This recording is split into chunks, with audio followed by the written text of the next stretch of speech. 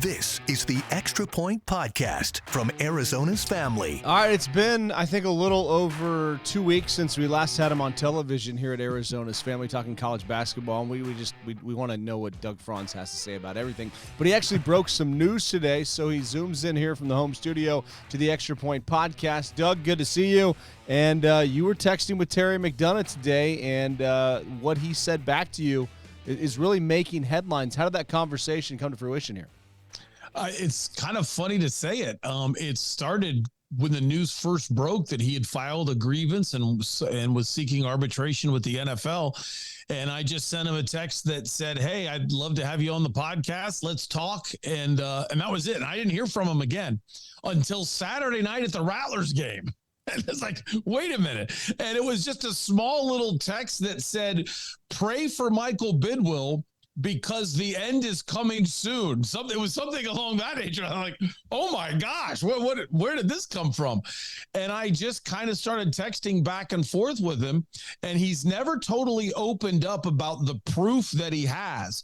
But in his opinion, the information that he has, whether it be the burner phones that he says were used by Michael Bidwill on a scheme set up by Michael Bidwill, whether it be his treatment of Steve Wilkes, his treatment of some pregnant women that were working there at the time, and some of the other things that he knows, he totally believes that the NFL is not going to be able to run from the facts that he's going to present in his arbitration case. So has he given you any ideas about when exactly he will present that case and how the Cardinals could respond? We read your text and feel free to read it back to me here on the show, but how much more information are you kind of gathering? I am still in the gathering process. There's the latest tweet, which I haven't broken to anybody. I haven't even put this on Twitter. So with everything, with the way everybody treats me at CBS 5, I might as well let you have the golden proof here. Appreciate of the next tweet that I got from today. It says, "I have the proof about him raging at pregnant ladies and other minorities." Which is shocking, because when you say I have the proof of that happening, I guess he's referring to maybe the women will come forward, or maybe he's got video of it. I don't know. But he says he's got the proof of that part of it. And he says, "Doug, if anyone knows my honor, it's you. Look at how many times you tried to get me to speak over the years and I wouldn't." Which is, I got to tell you, is totally true. He would help me with draft information post-draft. After they'd already done something, he would talk to me a little bit back and forth about the players they drafted. He would never give me even a bone mark before the draft. And he would even send this standard text that used to just flat out anger me like crazy, in which it would say, "Doug, I really love your show. You're working hard. Good job. If you need anything from me, feel free to contact Mark Dalton, Vice President of the Cardinals communication staff." You know, stuff like that. Like, that does not help me. So he's being totally honest when he says how many times I would try. He said, "It's called honoring your commitment to your team. I stayed in my lane and I did my job. And all you or anyone has to do is follow the evidence. From 2014 to 2017, I was the VP of player personnel. And in 2017, Steve Keim sent an email to his best friend, Mike Bidwill." That's what it says. In that email, Keim said to his partner in crime, Bidwill, that "I want to give Terry McDonough a 4-year contract extension because he's a great leader and a huge asset to the team." And Bidwill agreed with me, gave me a 4-year contract extension in 2017. Then in the summer of 2018, everything changed. And he's referring to everything to do with the DUI arrest in July of 2018, and then the aforementioned treatment of Steve Wilkes. And he also says that he's got information that will totally expose Michael Bidwill as it relates to terrible treatment of Steve Wilkes. Now, he doesn't specifically say in his text here that it's racially motivated, but he does say it's, quote, cruel and inhumane the way he treated Steve Wilkes. So it doesn't tell me what is the proof. It doesn't tell me what has actually occurred, but it looks like there's going to be a lot more to the story. Well, and you've been a longtime follower of the Washington football team, the Commanders, and a long time. Embarrassingly enough, I have. Yes. Yeah. Well, and so you followed this Daniel Snyder case very closely. Surprised that he is still the owner there and is about to make off like a bandit selling this thing for $6 or $7 billion, whatever it's going for. I just in your heart of hearts, do you feel like this is going to get all the way to Michael Bidwill being removed as Cardinal owner? I want to say first, I really do think that there's a lot of truth to the things that Terry McDonough is saying.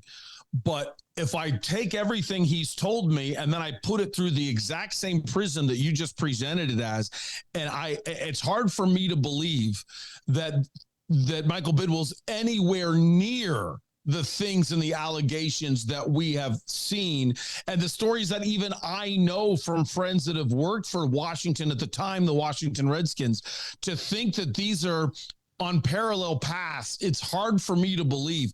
Plus, Roger Goodell is the man that will actually either A, hear the arbitration case, or B, he'll appoint someone that he knows and trusts. Well, his relationship with Michael Bidwill is much stronger than his relationship with Daniel Snyder. So it's a very hard leap to go all the way from a new set of allegations against Michael Bidwill that are going to trump those of Daniel Snyder.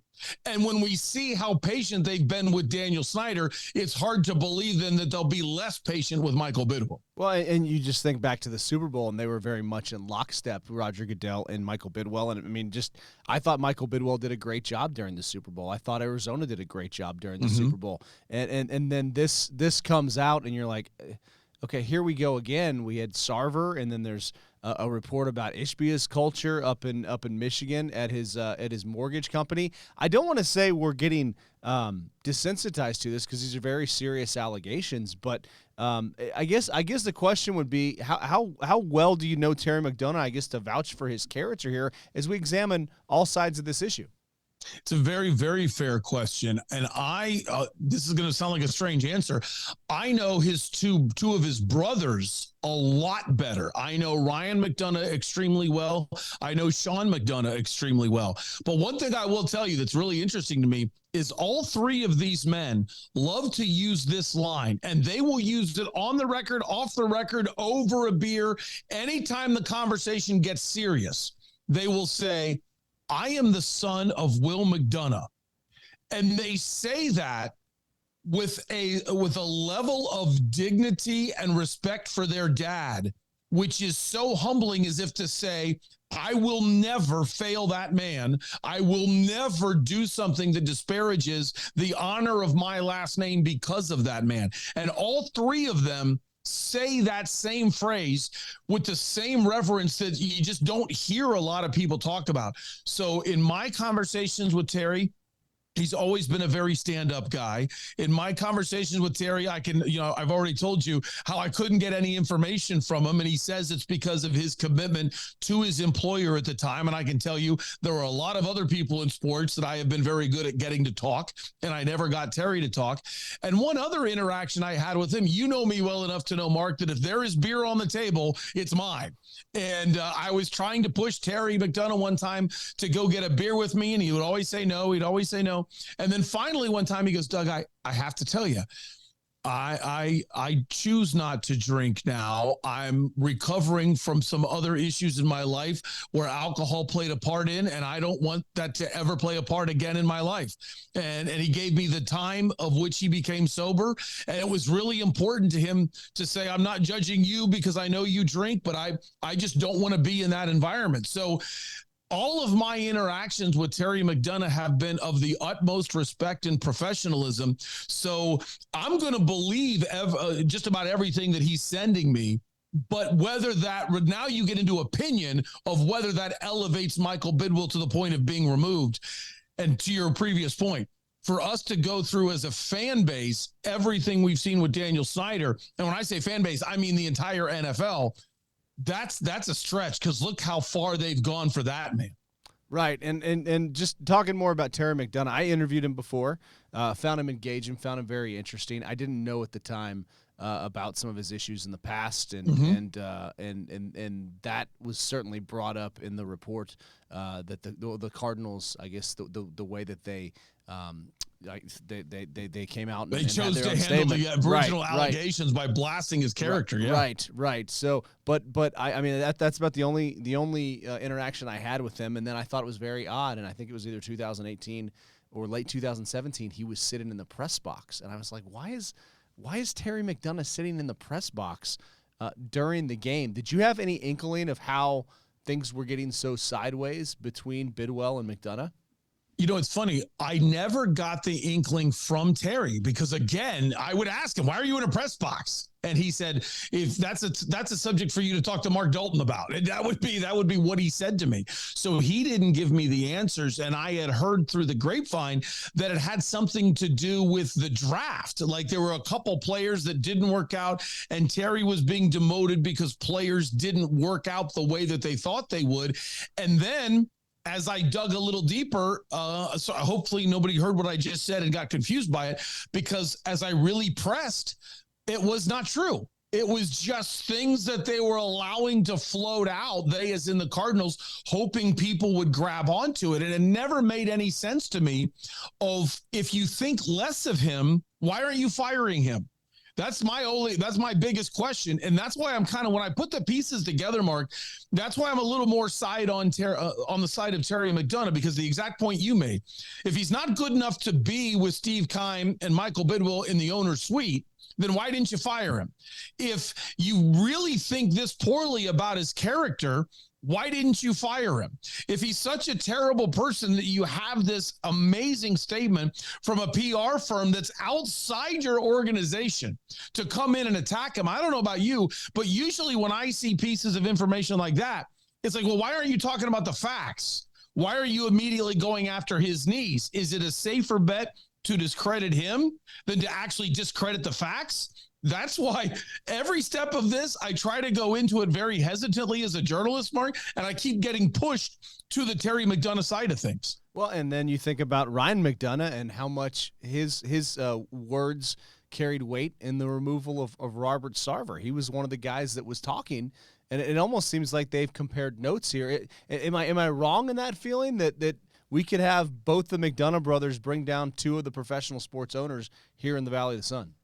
I don't think you're wrong in that, but I would caution anybody if they thought these two men, the McDonoughs, had an agenda, because I know that Ryan was very, very quiet with me about anything other than I would talk to him about the draft a lot, and I would learn about his frustrations with Robert Sarver only from a draft and some player personnel decisions. He would never open up to me about problems in the workplace. And I heard about it, but I always kind of took it as if maybe people were being a little too sensitive until I really read about it in ESPN like everybody else.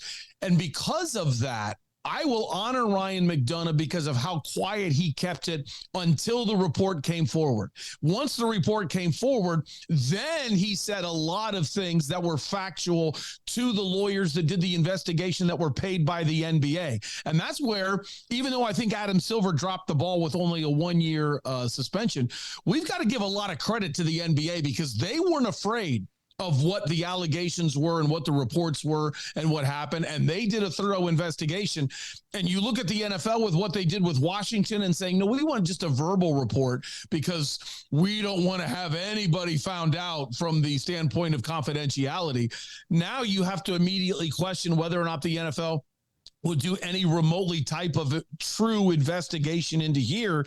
And I get the same feeling that Terry McDonough has sat on this for this long because as an employee, he felt loyal to his employer. Right. And I look at the Arizona Cardinals right now, and I mean, this is just the whole thing is just sad. And you just look at the Kyler situation, getting booed at the Coyote game the other night. And I just look at, and Buddha requesting the trade. And I just think, I mean, this feels like another stretch of mediocrity on par with the Suns not making the playoffs for 10 years. It's the whole thing is just sad. I totally agree. And it doesn't seem like there's any kind of light at the end of the tunnel. And if there is a light, it's definitely a train that's headed right for us. All right, so we turn our attention back to the field of play here from the serious issues that Terry McDonough bringing to light on Michael Bidwill, because we do have a Suns playoff run going on right now. And, do we? Thank goodness. I'm glad we don't have to talk about this every day. But, no, I meant, do we have a run? I mean, when does the run start? I don't think they know it started. Okay, I'm alarmed. I'm concerned. I'm not feeling like they can't win. But when does Kevin Durant become Kevin Durant? Great question. As far as emotions, you're alarmed.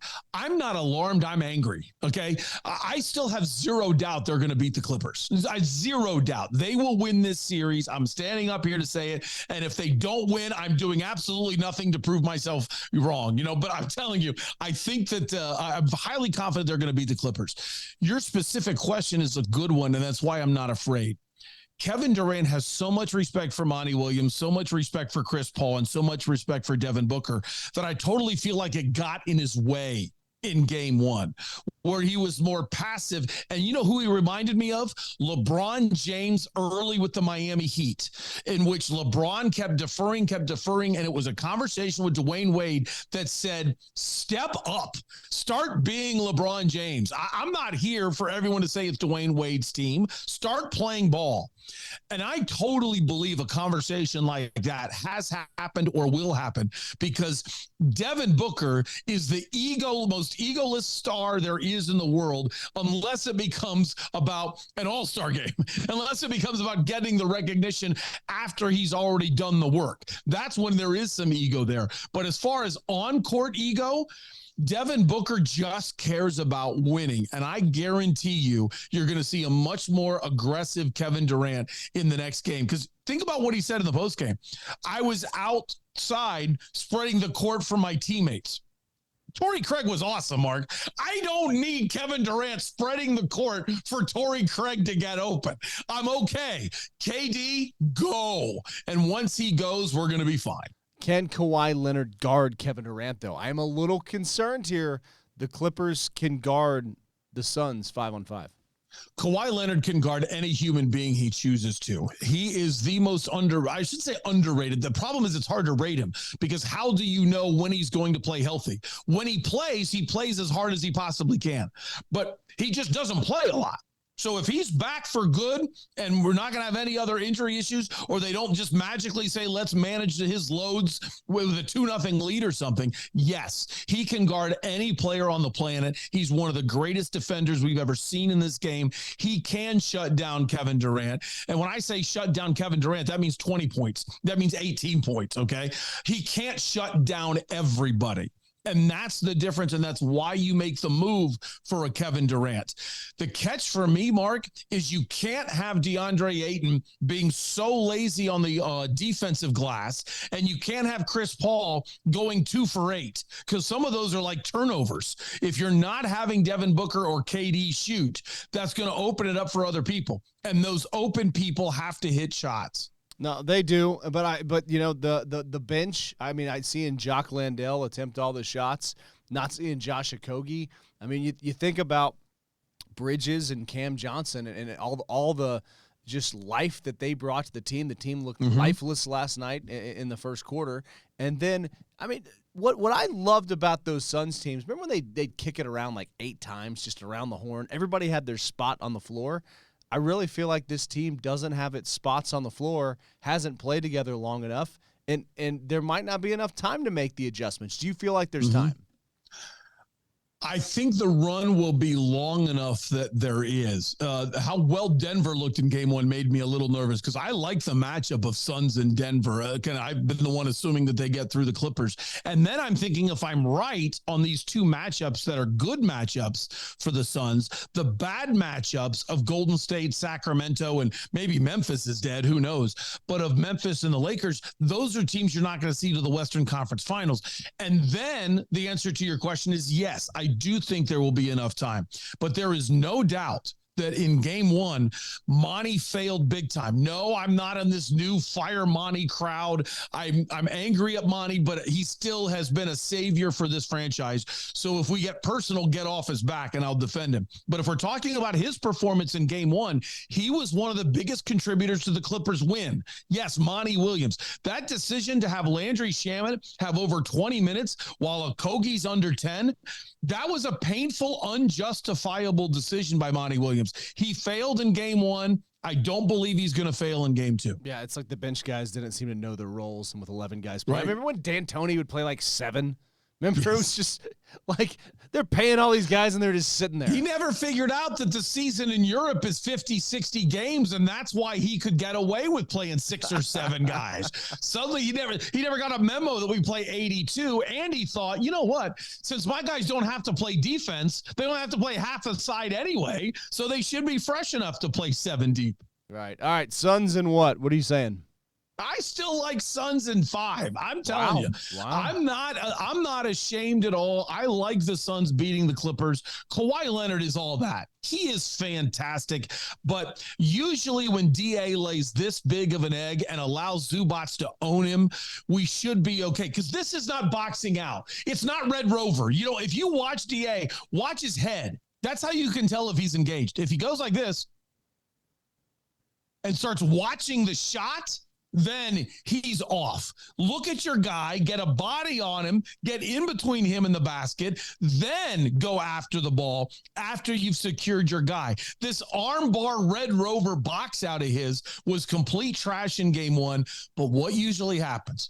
I don't know why they don't get on him every game, but they'll get on him after the game. They'll get on him the next day, and then he usually responds. That's why I believe they'll keep Zubats off the boards. They'll realize Russell Westbrook's energy, and they'll come back better in game two. Well, the last time Monty got on him during the game, Mr. Orange tweeted the video, and we all went crazy, and they lost in game 7. So maybe they're trying to manage things from a PR perspective, and it's only game 1. So, yeah, I'm with you. I'm gonna say Suns in 7. I just think that Okay. I think the Clippers, but maybe this is like an Allen Iverson. The Sixers beat the Lakers in game 1 of the NBA Finals, and then you make your biggest improvement. Well, then let me take over the Extra Point podcast and ask you the question. Do it. Is Mark McClune scared? Yes. Yeah, I think the Clippers can guard the Suns, and yes. I think if Kevin Durant's not going to be Kevin Durant, and nobody else knows their role. I mean, Monty playing 11 guys. That's just him saying, will this work? No. Ish Wainwright, can you hit a 3? No. Jock Landale, how about no? I mean, it's just Devin Booker playing with the guys. Crazy. That I know is like the Suns from 2014. All right, so the only way to put it is Monty either panicked or disrespected the Clippers. Right. I don't know which one it was. It might have been disrespect. He might have thought you can't beat us without Paul George, so I'm going to use this series to prepare for Denver. And what I don't get is after the first quarter, why he didn't figure it out immediately and say, okay, I'm scrapping that plan. Right. But yeah, game 1, maybe he's not concerned. He doesn't seem concerned. Let's turn our attention to the Arizona Diamondbacks here before we get out of here, because we're fired up. I'm fired up. You're fired up. The town's fired up. Does this look like a playoff team? Or is Zach Gallen going to win the Cy Young Award, and the Diamondbacks going to be playing in October here 2 weeks in? The answer to anything to do with October was squarely on Ken Kendrick and Mike Hazen and Torey Lovullo with this one, and I'll answer your question with a question. How long is Madison Bumgarner in the starting rotation? Right. He's a wonderful human being, and he is trying. I don't believe it's a case where Madison Bumgarner is slacking off. He's not willing to try. I don't believe he's not prepared. I think this guy is just a minor league pitcher right now. That's all there is to it. And it's not my fault you're paying him $17 million. You made the decision to pay him $17 million to pitch. Now pay him $17 million to not pitch. It's sunk cost. And as long as you have him in the starting rotation, you are saying to your team, we are not trying. And I don't know why no one is standing up in that front office to say, we're done with this. It's no longer his starting spot. He can compete for it. He can go to the bullpen. You know the rules. If he goes down to Reno, he can declare himself a free agent, and he would do that immediately, and it would be sunken cost. But it doesn't change the fact the only reason he should be in the rotation is if they've got a 7-game lead in the standings, and they're just allowing him to eat innings. He's not a major league pitcher right now. And I'm not attacking the man's character, but he doesn't belong out there. But I am attacking the character of the Diamondbacks as competitors as long as they're putting him in the rotation. Do you DH him? That's not crazy. Maybe if this was the first year of the National League DH, but I bet it's been so long since he's really focused on his hitting that I'm not going to let him have that chance. Right. Well, I mean, you're paying him enough money. I mean, what about put him in the bullpen? I mean, can he get anybody out? That. You think he get people out?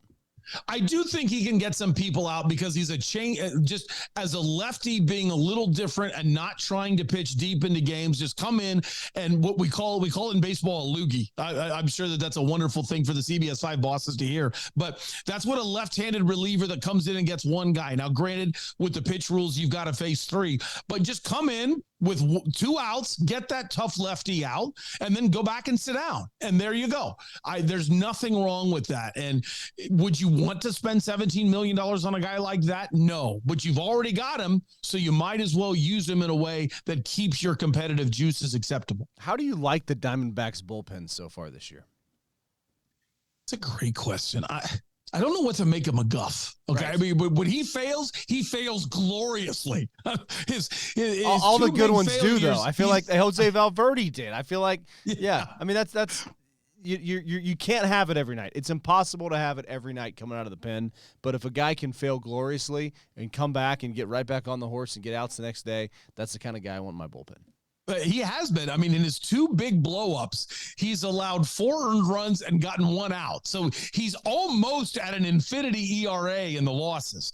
But in the other games, he's come in, boom, 1, 2, 3, maybe give up a walk and get the other 2 guys out. He's been doing fine in the other non-flame-out games. I still believe, and I love analytics, but I still believe you need a closer. You need a guy that says the 9th inning is mine. Everybody else build up to that. So whenever it's just like the old phrase in football, if you've got 2 quarterbacks, you've got 0. Well, if you've got a bullpen by committee, that means we can't find a closer. And that's the problem because you're not really building to anything. I right now would choose Chafin until he blew it and let Chafin try to be the closer because I totally believe that there are certain people that can handle the 9th inning. And if you go by the theory, you know what? Let's bring in our closer to close out the 7th. Okay.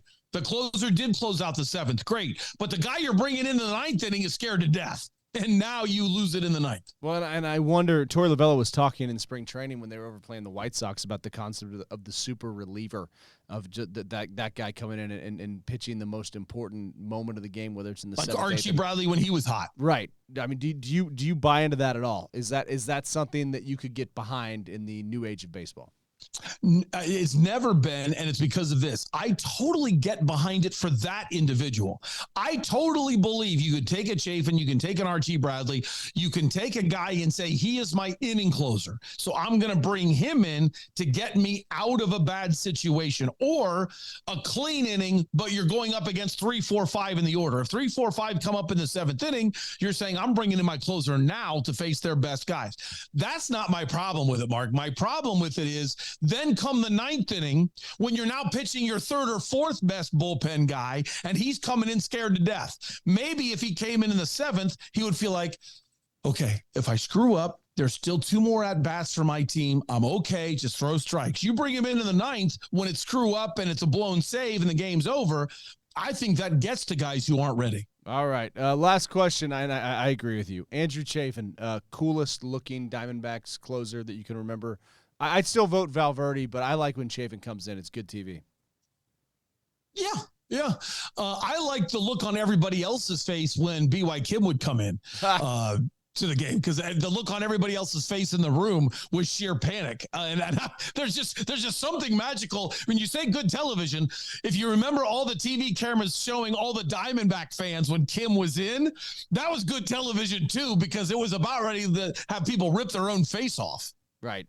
Yeah, it's we've never, I mean, going back to I think Matt Manti and Brandon Lyon, and we can go down. Brad Boxberger, who's back with the Cubs. I can't believe he's still pitching. Boxberger reference, right? And you won. Oh, there we go. Yeah, I've watched a lot of Diamondbacks baseball here. Hey, so great stuff. Appreciate the time. Just tell us real quick what you're working on, where we can find the podcast, and where we can hear you. And the next time you will talk to Terry McDonough and put out that information. Well, it's cool of you because the latest text from Terry McDonough, we broke it right here on the Extra Point podcast. So hopefully I get another one to break on my own show. I'll be live from 8 to 10 on WTSMTV.com coming up every weekday morning. So therefore tomorrow morning. And then the podcast drops before noon, wherever it is you get your podcast, whether it's Apple, Spotify, Amazon, whatever you want. Just go to DougFranzUnplugged.com and choose your way to find podcasts. Great stuff. Hey, thanks for the time. Keep working Mark, hard, man. Anytime. My best to the family. The Extra Point Podcast is a production of 3TV, CBS 5, and AZFamily.com in Phoenix, Arizona.